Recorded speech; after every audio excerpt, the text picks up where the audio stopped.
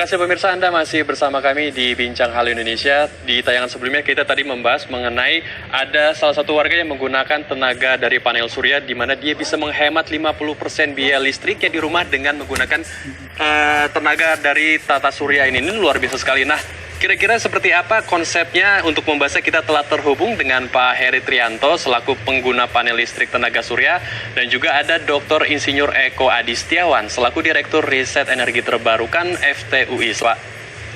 Selamat pagi, kabar baik, selamat pagi. Selamat pagi. Baik, saya mau ke Pak Heri dulu, Pak. Mungkin bisa diceritakan bagaimana Bapak bisa mencetuskan ya gitu, memutuskan untuk menggunakan panel surya ini dan bagaimana sistem elektriknya itu di rumah sehingga bisa menekan angka biaya pengeluaran untuk membayar tagihan PLN. Ini bagaimana sistemnya, Pak? Ya, terima kasih. Prabayar gitu ya, selama ini mungkin kan untuk pasca bayar yang tagihannya dilakukan terakhir. Apakah masih bisa dilakukan untuk para rumah tangga yang menggunakan sistem token listrik prabayar? Iya, saya melihat beberapa, ini saya riset ya, beberapa rumah itu bisa prabayar, tapi ini harus ditanya langsung ke PLN. Tetapi ketika, nah karena malam hari pasti mataharinya tenggelam, jadi saya yang hasil saya ekspor tadi, saya gunakan lagi, saya jadi impor. Jadi nanti di ujungnya itu ada net impor lah, kira-kira seperti itu. Jadi saya masih pasti menggunakan net impor karena memang kapasitas 4.100 itu produksinya nggak pernah sampai 4.100 karena kan tergantung cuaca ya. Nanti Pak Eko bisa jelaskan itu karena tingkat efisiensinya matahari di Indonesia itu seberapa dan awan dan polusi itu juga berpengaruh terhadap maksimal produksi. Saya pernah cek dengan 4.100 itu maksimal produksinya itu di 3.200 apa 3.300 itu mentok ya. Saya belum pernah di atas itu ketika dalam satu waktu ya. Baik. Ketika misalnya puncaknya di jam 11 atau jam 12 gitu.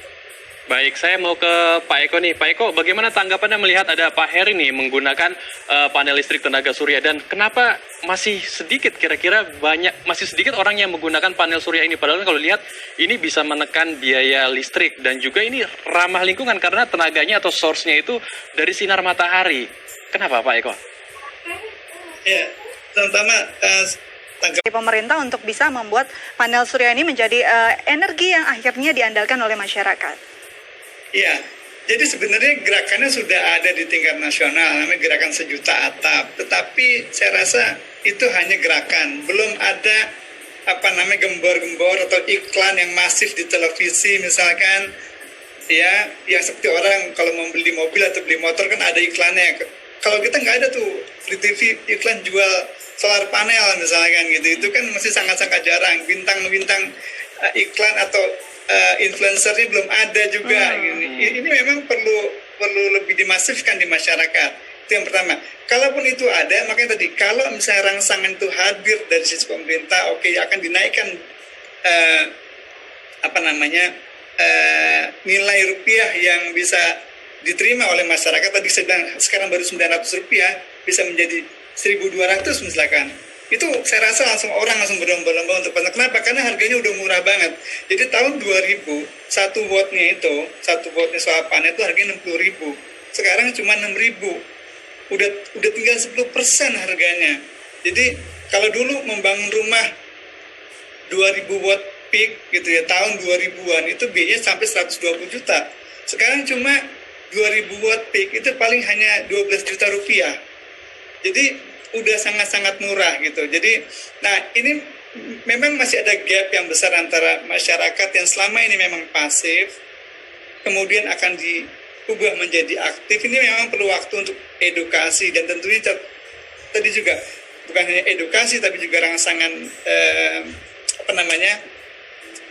kebijakan. Lalu yang berikutnya adalah